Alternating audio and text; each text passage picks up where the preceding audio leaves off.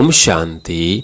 आज 28 अक्टूबर 2024 की साकार मुरली। आज बाबा ने कहा, मीठे बच्चे, सद्गुरु की पहली श्रीमत है, देही अभिमानी बनो, देह अभिमान छोड़ दो। प्रश्न, इस समय तुम बच्चे कोई भी इच्छा व चाहना नहीं रख सकते हो, क्यों? उत्तर, क्योंकि तुम सब वानप्रस्थी हो। तुम जानते हो इन आँखों से जो कुछ देखते हैं वो विनाश होना है। अब तुम्हें कुछ भी नहीं चाहिए, बिल्कुल बेघर बनना है। अगर ऐसी कोई ऊंची चीजें पहनेंगे तो खींचेगी, फिर देवाभिमान में फंसते रहेंगे। इसमें ही मेहनत है। जब मेहनत कर पूरे देही अभिमानी बनो तब विश्व की बादशाही मिलेगी। ओम शांति। यह 15 मिनट वो आधा घंटा बच्चे बैठे, बाबा भी 15 मिनट बिठाते हैं कि अपने को आत्मा समझ बाप को याद करो। यह शिक्षा एक ही बार मिलती है, फिर कभी नहीं मिलेगी। सतयुग में ऐसे नहीं कहेंगे कि आत्माभिमानी हो बैठो। यह एक ही सद्गुरु कहते हैं। उनके लिए कहा जाता है एक सद्गुरु तारे, बाकी सब बोरे यानी डुबोए। यह बाप तुमको देही अभिमानी बनाते हैं, खुद भी देही है ना। समझाने के लिए कहते हैं, मैं तुम सभी आत्माओं का बाप हूँ। उनको तो देही बन बाप को याद नहीं करना है। याद भी वही करेंगे जो आदि सनातन देवी देवता धर्म के भांति होंगे। भांति तो बहुत होते हैं ना, नंबरवार पुरुषार्थ अनुसार। यह बात बड़ी समझने और समझाने की है। परमपिता परमात्मा तुम सबका बाप भी है और फिर नॉलेज फुल भी है। आत्मा में ही नॉलेज रहती है ना। तुम्हारी आत्मा संस्कार ले जाती है। बाप में तो पहले से ही संस्कार है, वो बाप है, यह तो सब मानते भी हैं। फिर दूसरी उसमें खूबी है जो उसमें ओरिजिनल नॉलेज है, बीज रूप है। जैसे बाप तुमको फिर समझाते हैं, तुमको फिर औरों को समझाना है। बाप मनुष्य सृष्टि का बीज रूप है, फिर वो सत है, चैतन्य है, नॉलेज फुल है। उनको इस सारे झाड़ की नॉलेज है और कोई को भी इस झाड़ की नॉलेज है नहीं। इनका बीज है बाप, जिसको परमपिता परमात्मा कहा जाता है। जैसे आम का झाड़ है तो उनका क्रिएटर बीज को कहेंगे ना। वो जैसे बाप हो गया, परंतु वो जड़ है। अगर चैतन्य होता तो उनको मालूम रहता ना, मेरे से झाड़ सारा कैसे निकलता है। परंतु वो जड़ है, उसका बीज नीचे बोया जाता है। यह तो है चैतन्य बीज रूप, ये ऊपर रहते हैं। तुम भी मास्टर बीज रूप बनते हो। बाप से तुमको नॉलेज मिलती है, वो है ऊंच से ऊंच। पद भी तुम ऊंच पाते हो। स्वर्ग में भी ऊंच पद चाहिए ना, यह मनुष्य नहीं समझते। स्वर्ग में देवी देवताओं की राजधानी है। राजधानी में राजा, रानी, प्रजा, गरीब, साहूकार आदि यह सब कैसे बने होंगे, अभी तुम जानते हो। आदि सनातन देवी देवता धर्म की स्थापना कैसे हो रही है, कौन करते हैं? भगवान। बाप फिर कहते हैं, बच्चे, जो कुछ होता है ड्रामा के प्लेन अनुसार, सब ड्रामा के बस है। बाप भी कहते हैं, मैं ड्रामा के बस हूँ। मेरे को ही पाठ मिला हुआ है, वही पाठ बजाता है। वो है सुप्रीम आत्मा, उनको सुप्रीम फादर कहा जाता है। और तो सबको कहा जाता है ब्रदर्स, और कोई को फादर, टीचर, गुरु नहीं कहा जाता है। वह सबका सुप्रीम बाप भी है, टीचर, सदगुरु भी है। यह बातें भूलनी नहीं चाहिए, परंतु बच्चे भूल जाते हैं, क्योंकि नंबरवार पुरुषार्थ अनुसार राजधानी स्थापन हो रही है। हर एक जैसे पुरुषार्थ करते हैं, वह झट स्थूल में भी मालूम पड़ जाता है। यह बाप को याद करते हैं, वह नहीं। देही अभिमानी बने हैं वो नहीं, यह नॉलेज में दिखा है, एक्टिविटी से समझा जाता है। बाप कोई को कुछ डायरेक्ट कहते नहीं है। फंक न हो जाए, अफसोस में न पड़ जाए कि ये बाबा ने क्या कहा और सब क्या कहेंगे। बाप बतला सकते हैं कि फलाने कैसी सर्विस करते हैं, सारा सर्विस पर मदार है। बाप भी आकर सर्विस करते हैं ना। बच्चों को ही बाप को याद करना है, याद की सब्जेक्ट ही डिफिकल्ट है। बाप योग और नॉलेज सिखाते हैं। नॉलेज तो बहुत सहज है, बाकी याद में ही फेल होते हैं। देईमान आ जाता है, फिर यह चाहिए, यह अच्छी चीज चाहिए, ऐसे से ख्यालात आते हैं। बाप कहते हैं यहाँ तो तुम वनवास में हो ना, तुमको तो अवान परस्त में जाना है। फिर कोई भी ऐसी चीज नहीं पहन सकते हैं। अगर ऐसी कोई दुनियावी चीज होगी तो खींचेगी, शरीर भी खींचेगा। घड़ी घड़ी दे अभिमान में ले आते हैं। इसमें है मेहनत। मेहनत बिगर विश्व की बादशाही थोड़ी मिल सकती है। मेहनत भी नंबरवार पुरुषार्थ अनुसार कल्प कल्प करते आए हो, करते रहते हो, रिजल्ट प्रत्यक्ष होती जाएगी। स्कूल में भी नंबरवार ट्रांसफर होते हैं। टीचर समझ जाते हैं फलाने ने अच्छी मेहनत की है, इनको पढ़ाने का शौक है, फीलिंग आती है। उसमें तो एक क्लास से ट्रांसफर हो दूसरे में, फिर तीसरे में आ जाते हैं। यहाँ तो एक ही बार पढ़ना है। आगे चल जितना तुम नज़दीक आते जाएंगे उतना सब मालूम पड़ता जाएगा। यह बहुत मेहनत करनी है, जरूर ऊंच पद पाएंगे। यह तो जानते हैं कोई राजा रानी बनते हैं, कोई क्या बनते हैं, कोई क्या बनते हैं, प्रजा भी तो बहुत बनती है। सारा एक्टिविटी से मालूम पड़ता है यह देवमान में कितना रहते हैं, इनका कितना लाभ है बाप से। बाप के साथ ही लव चाहिए ना, भाई भाई का नहीं। भाइयों के लव से कुछ मिलता नहीं है। वर्षा सबको एक बाप से मिलना है। बाप कहते हैं बच्चे अपने को आत्मा समझ मुझे याद करो तो तुम्हारे पाप कट जाए। मूल बात ही यह है, यहाँ से ताकत आएगी। दिन प्रतिदिन बैटरी भरती जाएगी, क्योंकि ज्ञान की धारणा होती जाती है ना, तीर लगता जाता है। दिन प्रतिदिन तुम्हारी उन्नति नंबरवार पुरुषार्थ अनुसार होती रहती है। यह एक ही बाप टीचर सदगुरु है जो देही अभिमानी बनने की शिक्षा देते हैं, और कोई दे न सके। और तो सब है देह अभिमानी। आत्म अभिमानी की नॉलेज कोई को मिलती ही नहीं। कोई मनुष्य बाप टीचर गुरु हो न सके। हर एक अपना अपना पाठ बजा रहे हैं, तुम साक्षी हो, देखते हो। सारा नाटक तुमको साक्षी हो देखना है, एक्ट भी करना है। बाप क्रिएटर, डायरेक्टर, एक्टर है। शिव बाबा आकर एक्ट करते हैं। सबका बाप है ना। बच्चे अथवा बच्चियां सबको आकर वर्षा देते हैं। एक बाप है, बाकी सब है आत्माएं भाई भाई। वर्षा एक बाप से ही मिलता है। इस दुनिया की तो कोई चीज बुद्धि में याद नहीं आती है। बाप कहते हैं जो कुछ देखते हो यह सब विनाशी है। अभी तो तुमको घर जाना है। वो लोग ब्रह्म को याद करते हैं, गोया घर को याद करते हैं। समझते हैं ब्रह्म में लीन हो जाएंगे। इसको कहा जाता है अज्ञान।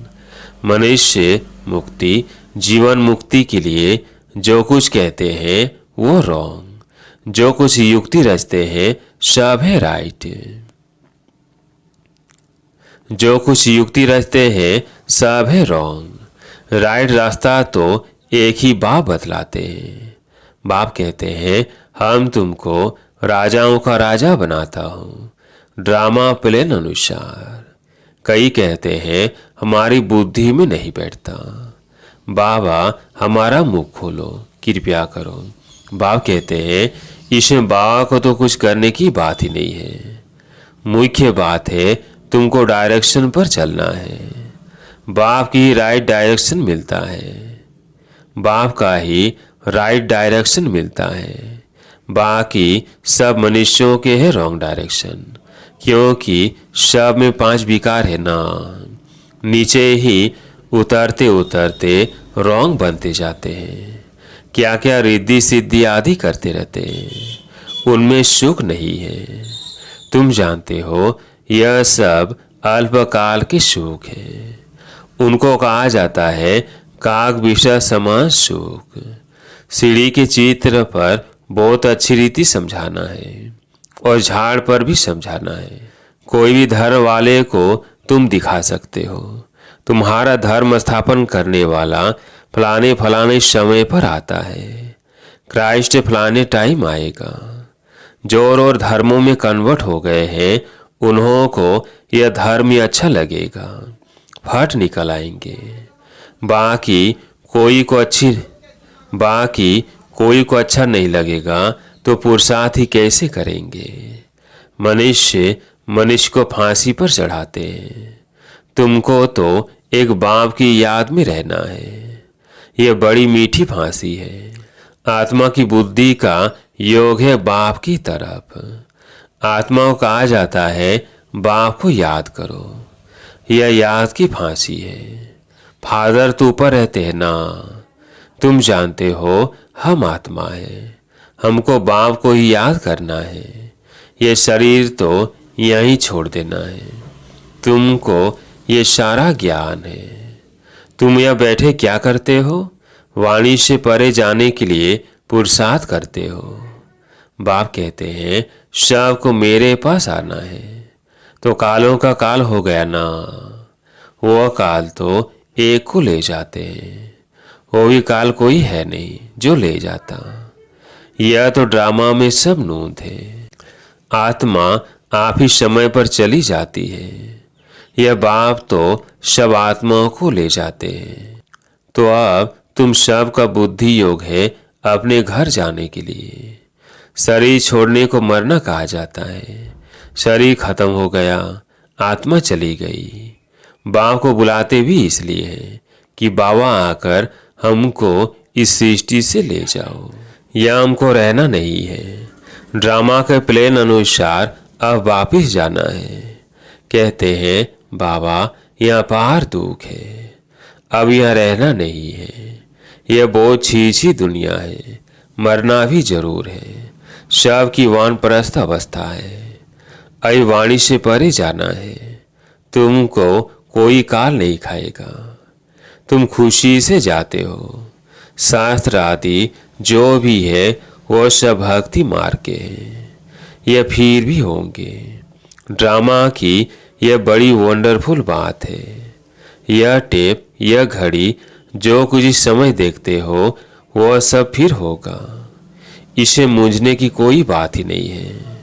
वर्ल्ड की हिस्ट्री ज्योग्राफी रिपीट का अर्थ ही है हूबहू रिपीट होना।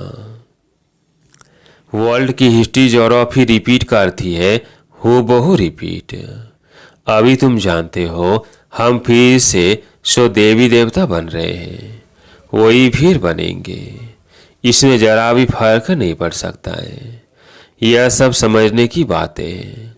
तुम जानते हो वो बेहद का बाप भी है, टीचर सदगुरु भी है। ऐसा कोई मनुष्य हो न सके। इनको तुम बाबा कहते हो, प्रजापिता ब्रह्मा कहते हो। यह भी कहते हैं मेरे से तुमको वर्षा नहीं मिलेगा। बापू गांधी जी भी प्रजापिता नहीं था ना। बाप कहते हैं इन बातों में तुम मूंझो मत। बोलो हम ब्रह्मा को भगवान व देवता आदि कहते ही नहीं है। बाप ने बताया है बहुत जन्मों के अंत में वानप्रस्थ अवस्था में मैल में प्रवेश करता हूँ, सारे विश्व को पावन बनाने के लिए। झाड़ में भी दिखाओ, देखो एकदम पिछाड़ी में खड़ा है। अब तो सब तमो प्रधान जड़ जड़ीभूत अवस्था में है ना, यह भी तमो प्रधान में खड़े हैं। वही फीचर्स है। इसमें बाप प्रवेश कर इनका नाम ब्रह्मा रखते हैं। नहीं तो तुम बताओ ब्रह्मा नाम कहाँ से आया? यह है पतित और वो है पावन। वो पावन देवता ही फिर 84 जन्म ले पतित मनुष्य बनते हैं। यह मनुष्य देवता बनने वाला है। मनुष्य को देवता बनाना यह बाप का ही काम है।